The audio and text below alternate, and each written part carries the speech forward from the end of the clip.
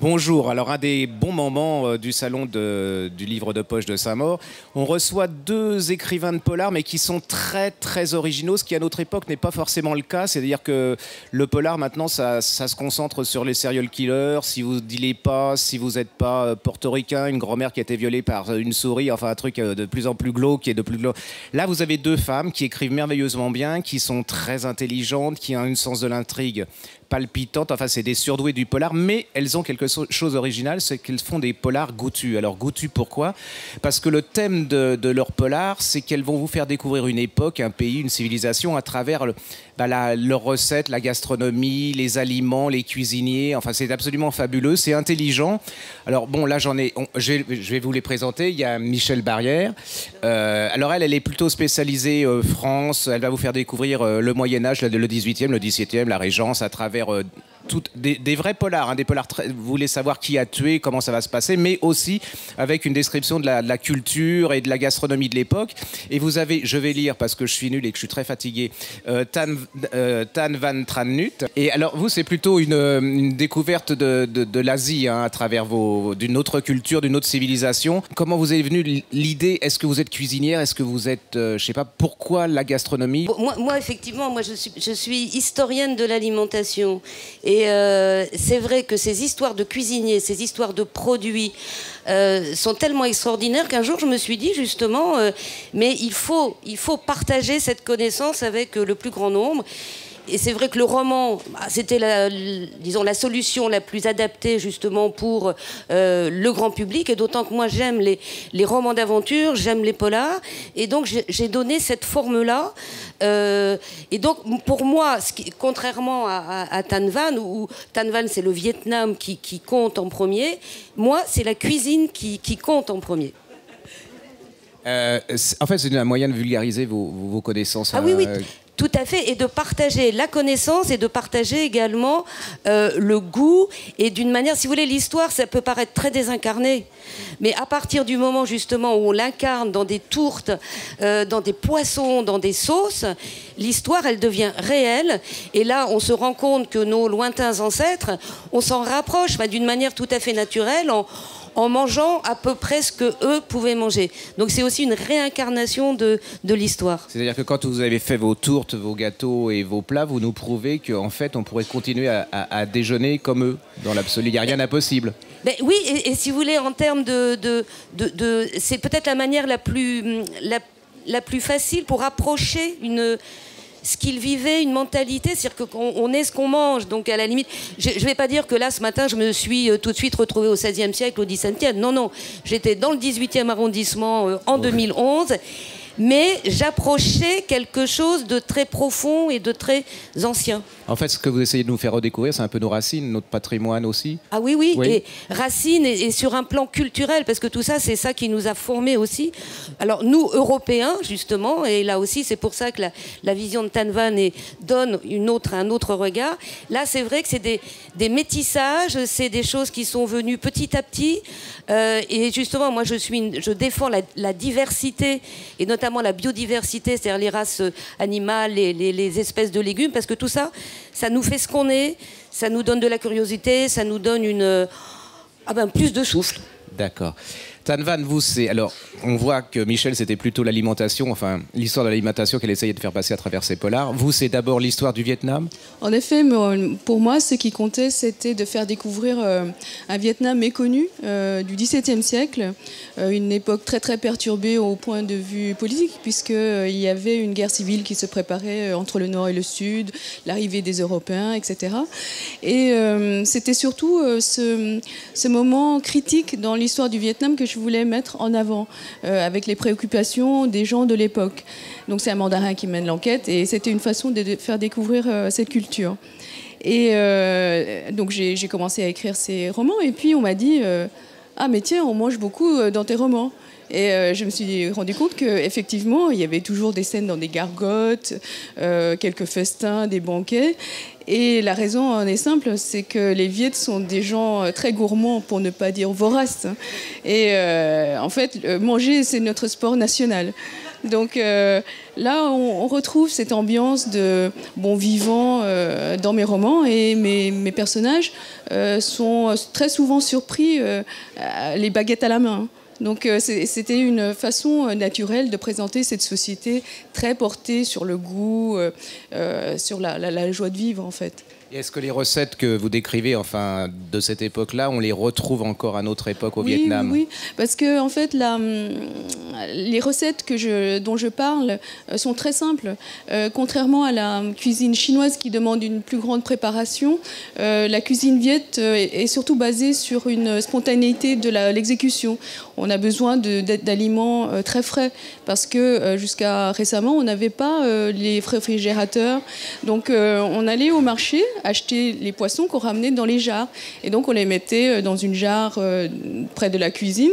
Et quand il devenait nécessaire pour garnir un plat, eh bien là, on les sortait pour le grand jour. Ah oui, c'est l'alimentation écologique, quoi. En fait, voilà, dans l'absolu, ça ne consomme pas d'énergie et c'est que du produit frais, quoi. Exactement. Okay. Est-ce qu'il y a la notion de grand cuisinier qui existe dans cette oui, recette? J'imagine que oui, mais oui. Je pense que ça doit être un peu comme en Chine. En fait, on a plus d'informations historiques écrites à partir de la Chine, parce que les Chinois, eux, étaient des gens très méticuleux qui consignaient tout. Alors, ils avaient des traités de cuisine qui étaient en fait des traités diététiques où ils faisaient des listes d'aliments. On a des traités qui parlent de banquets pour tel ou tel empereur. Et donc, effectivement, il y avait des grands cuisiniers préposés à la viande, aux poissons, etc. Ce qui veut dire que les Vietnamiens étaient moins méthodiques que les Chinois. Ils sont un peu bordéliques, oui. Voilà, si oui, on peut dire je voulais vous le faire dire. Oui. Oui. Et donc, vous êtes forcé pour votre documentation d'aller compulser des choses plutôt chinoises que vietnamiennes, quoi. Oui, on a beaucoup de... Bon, c'est vrai qu'à partir du XVIIe siècle, on a des traités, des documents historiques ramenés par les jésuites, par exemple. Oui. Mais c'est vrai que les Viettes, en fait, descendent, quoi qu'ils en disent, des Chinois. Et donc, nous avons récupéré le confucianisme, le taoïsme, le bouddhisme des Chinois. Et il y a encore entre ce qui se passe actuellement au Vietnam et la période contemporaine, vous trouvez des passerelles ou... Oui, bien sûr. Et mon but, à travers les écrits, enfin les romans policiers qui se passent au XVIIe siècle, c'est de faire un parallèle avec ce qui se passe actuellement. Puisque, je vous avais dit, le XVIIe siècle, c'était un siècle très perturbé au niveau politique. Et il y avait cette guerre civile entre le Nord et le Sud qui va donner lieu à la victoire du Sud. Et la victoire du Sud a été réalisée, en fait, grâce à l'aide des Français. D'où la colonisation, d'où les guerres de libération qu'on a connues au XXe siècle. Ah oui, donc c'est un calque, en fin de compte, quelque part. Oui. Mais c'est ce que je voulais signaler, je lui fais dire ça parce qu'en fait, ces deux polars, enfin, ces deux façons d'écrire, ce n'est pas que, parce que là, on le fait sur le côté gastronomique, c'est important, mais c'est aussi des leçons d'histoire et c'est un peu particulier au niveau des romans policiers, c'est-à-dire que ça nous apporte quelque chose. Souvent, c'est que des moments de divertissement, alors que là, ce sont un peu plus que des moments de divertissement. Ça nous permet, nous, de découvrir une histoire qu'on ne connaît pas du tout. Alors, Michel, moi, ce qui me fascine, c'est qu'au départ, vous dites que vous êtes universitaire, quelque part. Enfin, non, je ne suis pas universitaire, mais ce n'est pas votre truc, le polar, au départ. Bah non. Voilà. Et alors... On fait comment, quoi? On va voir Lara Sodowski pour dire je voudrais écrire un polar, comment je fais? Passez-moi un crayon et trucs. Parce que ça, je me dis, moi, ça ne me viendra jamais à l'idée d'écrire, mais vous tiltez tout de suite, c'est-à-dire que vous êtes là, vous prenez votre feuille et puis... Ah non, c'est très, très, très curieux parce que moi-même, je me disais, mais je vais jamais y arriver, c'est pas possible. Je crois qu'il y a eu un espèce de temps de maturation pendant une année. Ouais, où il se passait rien. Bon. Mais pourquoi polar? Parce que c'est ça le truc, parce que vous auriez pu écrire des romans normaux. Enfin... Non, parce que le meurtre est un moment qui fait bouger les gens. Enfin, ça fait bouger la vie, oui. Qu'on soit effectivement victime ou auteur, il y a un bouleversement. Il y a quelque chose qui fait on passe dans un moment autre. Donc ça c'est intéressant, mais pour le rythme, ça suscite des sentiments, des prises de position, et donc ça c'est intéressant sur le plan à la fois action, mais aussi sur le plan psychologique. Moi je suis une grande lectrice de polar. Ah oui, ça au départ déjà. Ah oui, j'adore. Enfin, au début, disons qu'il y a depuis une dizaine d'années, je ne lis pratiquement plus que du polar, parce que je trouve dans les polars justement des descriptions de sociétés. Alors pas tellement les polars français, hein, j'avoue. Je suis plutôt sur d'autres continents et où je trouve des choses moi qui me passionnent. J'apprends. Alors que dans des romans, c'est pas la même chose. Donc vous avez mis un an à Oui, et puis un jour, je me suis dit... Alors si, il y a eu un truc assez étonnant, c'est là où le cerveau est extraordinaire. C'est qu'un soir, toute la série s'est déroulée devant mes yeux ébahis. C'est-à-dire qu'effectivement, je savais à quel moment, et grosso modo, quel allait être l'argument. Hein. D'accord. Et je me suis dit, maintenant, il faut y aller. Et j'en ai écrit un premier en me disant, qui a bien fonctionné, d'ailleurs. Oui, alors, qui est très spontané. Voilà, c'est une belle rencontre, quand même, avec le public. Ah, mais tout à fait. Ouais. Donc, et à partir du moment où on écrit un, on se dit, le deuxième. Hein. Oui. En ayant peur, je me suis dit, mais peut-être que je ne saurais en écrire qu'un. Peut-être que je vais... Eh ben non, le deuxième, je l'ai fait aussi. Puis le troisième, on se dit, oh là là. Et puis voilà. Et donc, c'est parti comme ça. Ils deviennent de plus en plus structurés, de plus en plus... Absolument, je fais des progrès. Oui, c'est bien. Parce que contrairement à d'autres qui régressent, Non, mais c'est vrai que j'entends aussi les critiques qu'on me fait.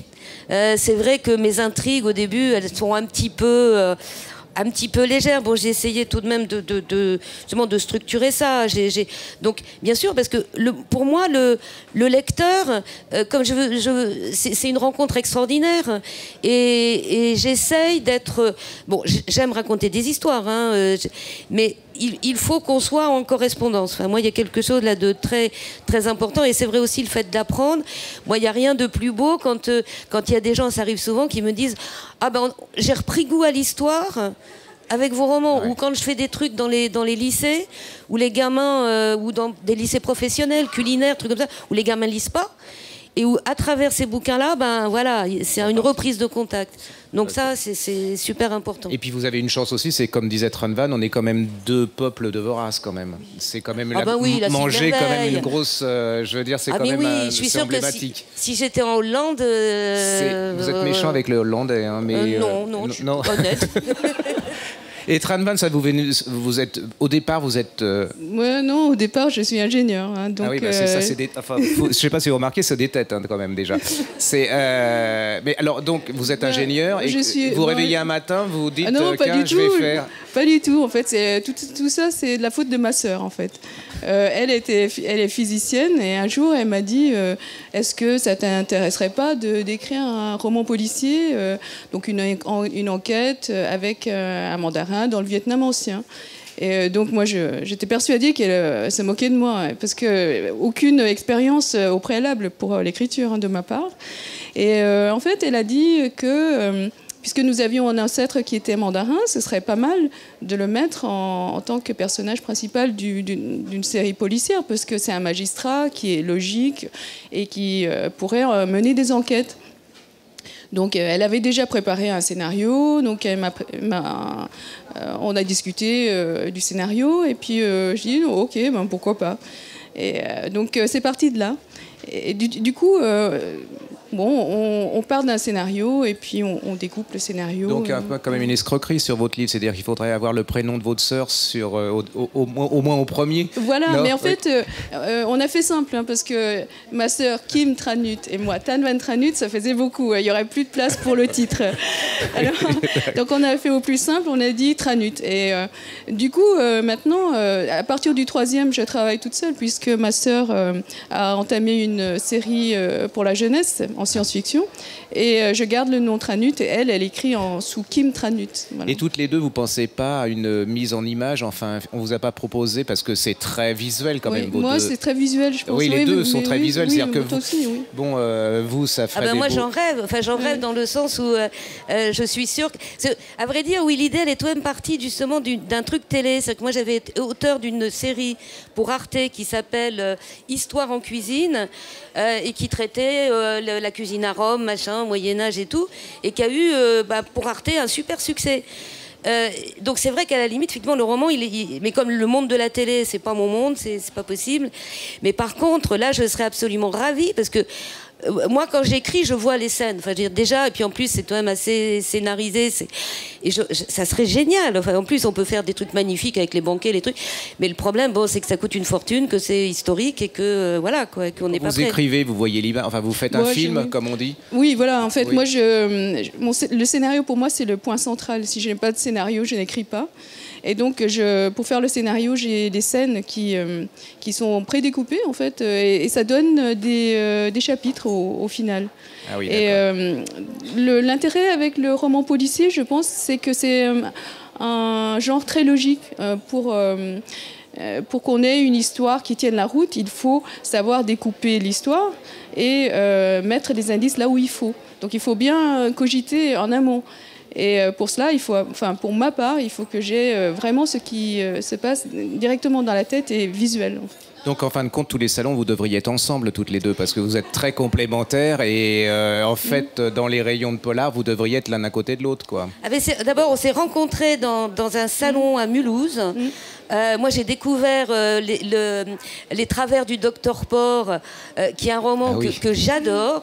Et puis après... On s'est retrouvés à Saint-Malo, aux Étonnants Voyageurs. Auprès du buffet. Oui, exactement. Tout à fait. Et depuis, on mange souvent ensemble. Moi, j'ai fait goûter plein de trucs à Tanvan. Et puis, si on est ensemble ici, voilà, c'est pas un hasard. Hein. Voilà, moi, je suis un cobaye consentant et très satisfait, en fait. Je vous propose couteau et fourchette et puis vous pourrez discuter avec ces dames et puis leur poser peut-être plus amples questions tranquillement hors caméra.